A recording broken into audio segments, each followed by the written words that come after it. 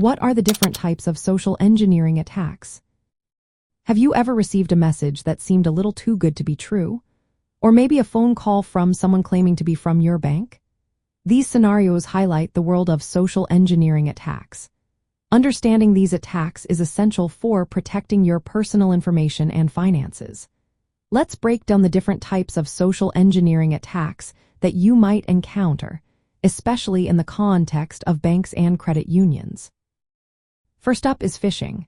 This is when cybercriminals send emails that look like they come from trusted sources, like your bank. These emails often ask you to click on links or provide sensitive information. If you do, you might end up giving away your login details or account numbers. Always check the sender's email address and avoid clicking on suspicious links.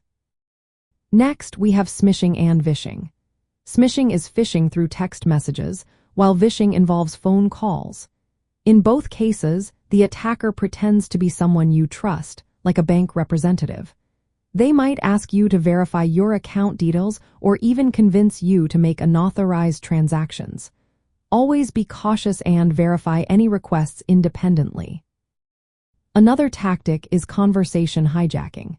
This is when an attacker gains access to your email account and monitors your conversations. They can then impersonate someone you trust to redirect payments or ask for sensitive information.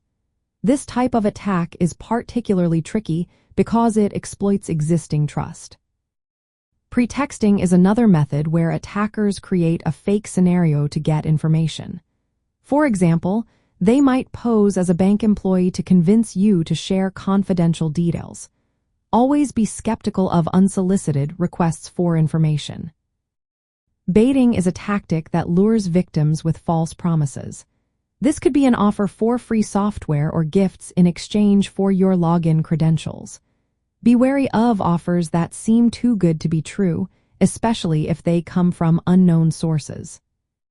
Tailgating is a physical form of social engineering.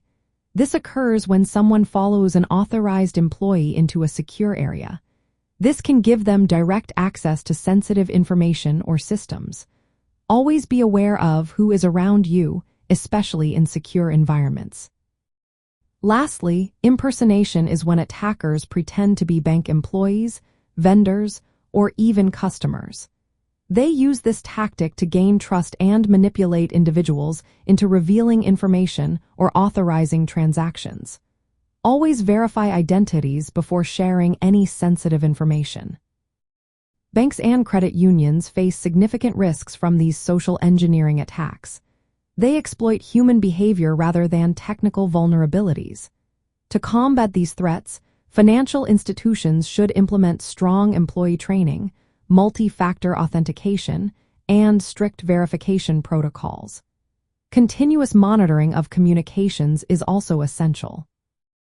Educating customers on how to recognize suspicious communications is vital.